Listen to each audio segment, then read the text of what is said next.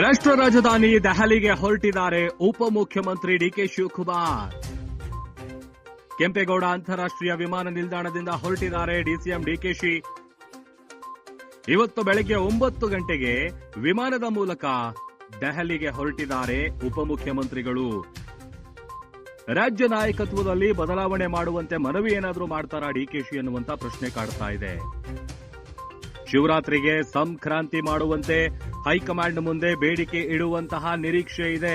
ಕಳೆದ ಕೆಲವು ತಿಂಗಳುಗಳಿಂದ ಚಾಲ್ತಿಯಲ್ಲಿರುವಂತಹ ನಾಯಕತ್ವ ಗೊಂದಲ, ಕುರ್ಚಿ ಕದನದ ವಿಚಾರಕ್ಕೆ ಸಂಬಂಧಪಟ್ಟಂತೆ ಇವತ್ತು ಡಿಕೆಶಿ ಅವರು ದೆಹಲಿಗೆ ಹೋಗಿರುವುದು ಸಾಕಷ್ಟು ಕುತೂಹಲಕ್ಕೆ ಕಾರಣ ಆಗ್ತಾ ಇದೆ.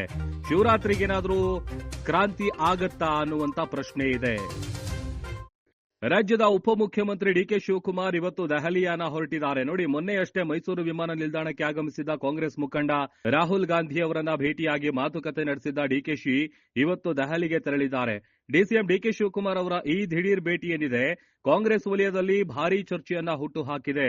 ಇನ್ನು ಸಂಕ್ರಾಂತಿ ಹಬ್ಬಕ್ಕೆ ರಾಜ್ಯ ನಾಯಕತ್ವದಲ್ಲಿ ಏನಾದರೂ ಬದಲಾವಣೆ ನಡೆಯುತ್ತಾ ಅನ್ನುವಂತ ಆಯಾಮದಲ್ಲೂ ಕೂಡ ಒಂದಷ್ಟು ಚರ್ಚೆಗಳು, ವಿಚಾರಗಳು ಕೇಳಿ ಬರ್ತಾ ಇತ್ತು.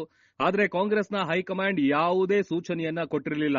ಇದೀಗ ಡಿಕೆ ಶಿವಕುಮಾರ್ ಅವರು ಡೆಲ್ಲಿಗೆ ಹಾರಿರೋದು ಹೈಕಮಾಂಡ್ ನಾಯಕರನ್ನ ಭೇಟಿ ಮಾಡಿ ಶಿವರಾತ್ರಿಗಾದರೂ ರಾಜ್ಯ ನಾಯಕತ್ವದಲ್ಲಿ ಸಂಕ್ರಾಂತಿ ಮಾಡುವಂತೆ ಏನಾದರೂ ಮನವಿ ಮಾಡ್ತಾರಾ ಅನ್ನುವಂತ ಪ್ರಶ್ನೆಗಳು ಮೂಡ್ತಾ ಇದೆ. ಮತ್ತೊಂದು ಕಡೆ ಅಸ್ಸಾಂ ರಾಜ್ಯದ ಚುನಾವಣಾ ವೀಕ್ಷಕರಾಗಿರುವಂತಹ ಡಿಕೆಶಿ ಆ ಚುನಾವಣಾ ವಿಚಾರವಾಗಿ ದೆಹಲಿಗೆ ಭೇಟಿ ನೀಡಿದ್ದಾರೆ ಅನ್ನುವಂತ ಮಾತುಗಳು ಕೂಡ ಕೇಳಿಬರ್ತಾ ಇದೆ.